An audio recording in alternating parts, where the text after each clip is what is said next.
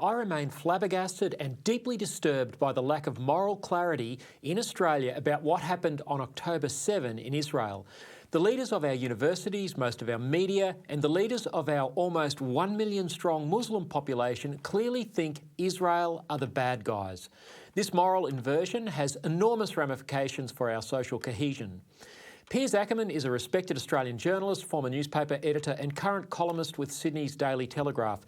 He's written a powerful article for The Spectator Australia upon his return from a week's tour of Israel organised by the Australia-Israel Jewish Affairs Council, where he spent time interrogating an extraordinary range of sources from the Foreign Ministry, Defence, Palestinian Authority, survivors of the Nova Massacre, members from besieged kibbutzes and civilian reservists. Piers, thanks so much for joining me. What was it like walking around the massacre sites?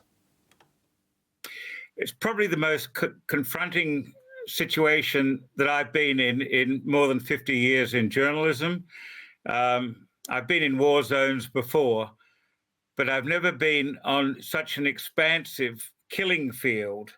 And that's what this is. The only thing I could liken it to are the rice paddies in Cambodia, where Pol Pot's people slew millions of intellectuals and people who they just didn't agree with as they tried to take Cambodia back to year zero.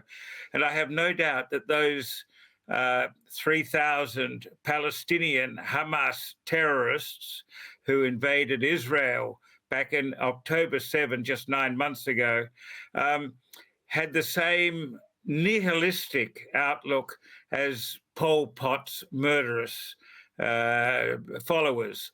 The scene where these people were at the Nova Dance Festival, and I remind your viewers that this is a music festival where young people, peace-loving young people, had gathered to celebrate their beauty, their lives, listen to music, and apparently even fly kites with messages of love across the no man's land to Gaza, were savagely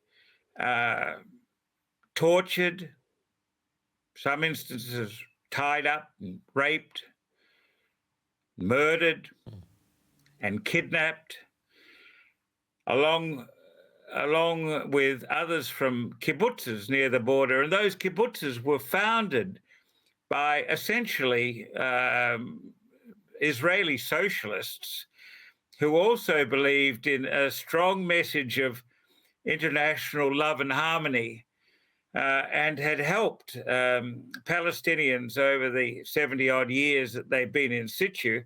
In fact, one of the survivors of the October 7 massacre from a kibbutz told me that he was a member of a volunteer group that took sick Palestinians from Gaza on a regular basis to hospitals in Jerusalem for treatment.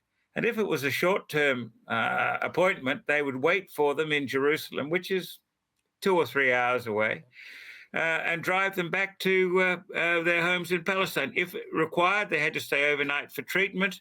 Then another volunteer would return them.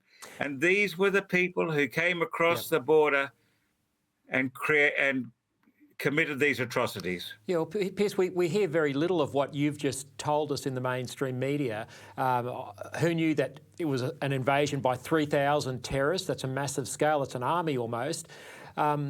You also mentioned in your article that the Hamas and the terrorists have won the propaganda war. Why do you think it's been so hard for the truth about what's happened on October 7 to get through? Why is all we hear about the terrible, obviously, civilian casualties in Gaza, but the moral clarity about why this started eludes people today?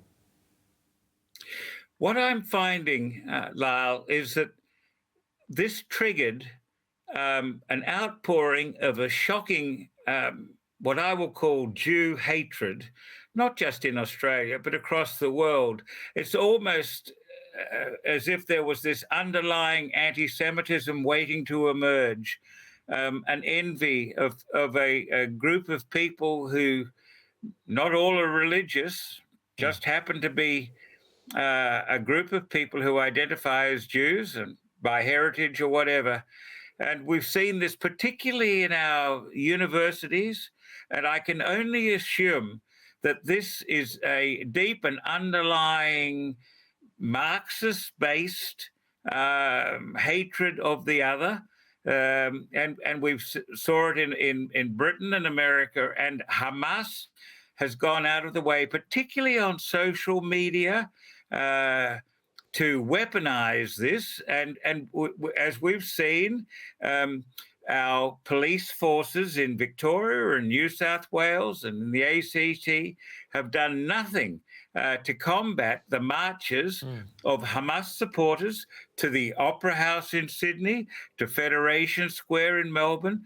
And where are the arrests being made? And they're not being made. And it's not as if these people would be hard to identify.